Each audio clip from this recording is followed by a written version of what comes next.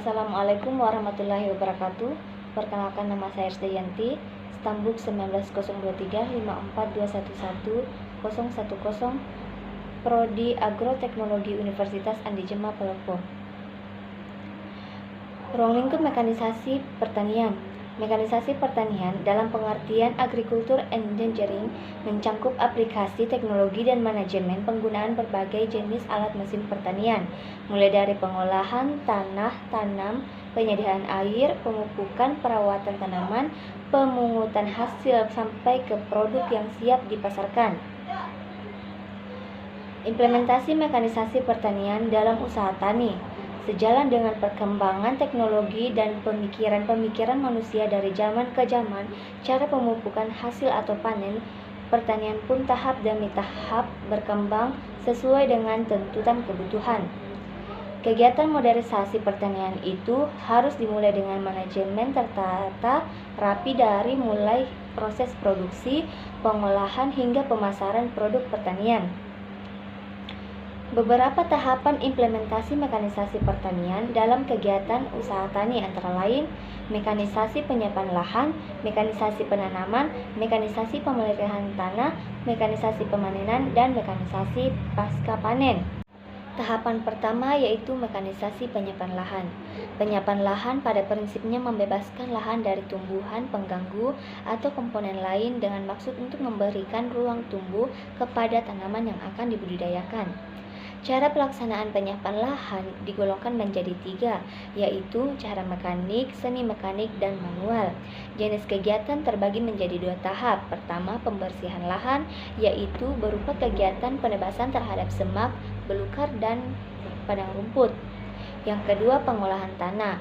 Dimaksudkan untuk memperbaiki struktur tanah dengan cara mencangkul atau membajak sesuai dengan kebutuhan. Biasanya pekerjaan penyiapan lahan terdiri atas 2, yaitu pembajakan. Proses pembajakan sering pula disebut dengan pengolahan tanah pertama. Ide dasar pembajakan adalah untuk melakukan pekerjaan memotong, membalik, dan melempar tanah serta seresah tanaman sehingga seresah tanaman berupa sisa-sisa tanaman beserta akar-akarnya dapat terbenam. 3 macam bajak untuk pengolahan tanah. Yang pertama, bajak singkal. Bajak singkal adalah merupakan jenis bajak tertua yang dikenal manusia untuk mengolah tanah. Ada 2 tipe bajak singkal, yaitu bajak singkal satu arah dan bajak singkal 2 arah. Pada bajak singkal satu arah, pelemparan tanah dilakukan hanya ke satu arah dan biasanya ke arah kanan. Sedangkan bajak singkal 2 arah, pelemparan tanah dapat diatur kedua arah, ke kiri atau ke kanan. Yang kedua, bajak piring. Bajak piring berbentuk piringan cekung yang dapat berputar untuk melempar tanah. Yang ketiga, bajak putaran atau rotari. Meskipun termasuk golongan bajak, tetapi bajak putaran berfungsi untuk membalik dan melemparkan tanah, tetapi hanya untuk memotong tanah saja. Bajak putaran terdiri dari pisau-pisau putar yang terpasang pada poros. Kegiatan kedua yaitu penggaruan. Pekerja penggaruan dilakukan setelah pekerjaan pembajakan dan disebut juga sebagai pengolahan tanah kedua. Tahapan kedua yaitu mekanisasi penanaman. Penanaman merupakan usaha penempatan biji atau benih di dalam tanah pada kedalaman tertentu atau menyebarkan biji di atas permukaan tanah. Beberapa contoh mekanisasi penanaman yang telah dikembangkan oleh BBP Mekanisasi Pertanian antara lain alat tanam bibit padi. Penanaman padi biasanya dilakukan oleh petani sendiri setelah bibit yang ditanam di persemaian siap untuk ditanam. Yang kedua, alat penanam benih atau seeder. Alat penanaman benih ini berfungsi untuk meletakkan benih yang akan ditanam pada kedalaman dan jumlah tertentu dengan keseragaman yang relatif tinggi. Mesin atau peralatan yang digunakan sebagai penanaman benih adalah yang pertama, mesin tanam sebar.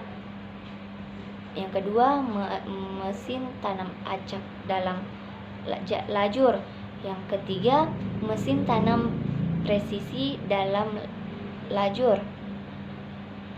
Alat penanaman dengan sumber tenaga traktor digolongkan menjadi 3. Yang pertama, alat penanaman sistem berbasis lebar. Yang kedua, alat penanaman sistem berbasis sempit. Yang ketiga, alat penanaman berbasis sebar. Tahapan ketiga yaitu mekanisasi pemeliharaan tanaman.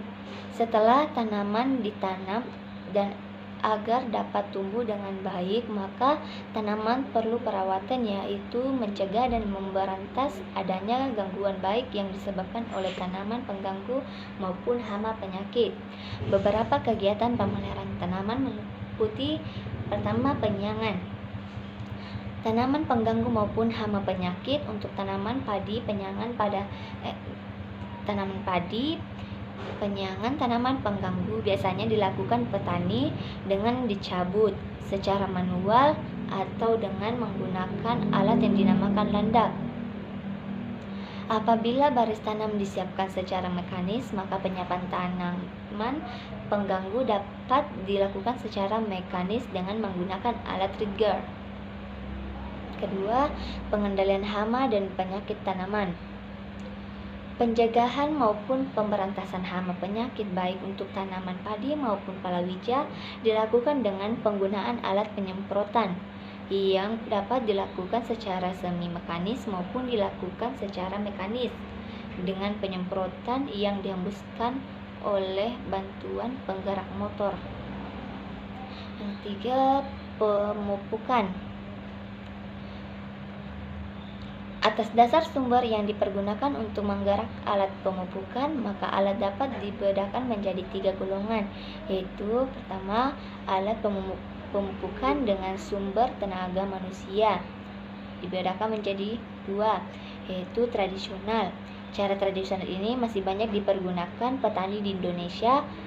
Pupuk diberikan sampai ke permukaan tanah dengan cara disebar dan menggunakan tangan. Yang kedua, semi mekanis. Alat penyebar semi mekanis biasanya digunakan untuk menyebarkan pupuk butiran.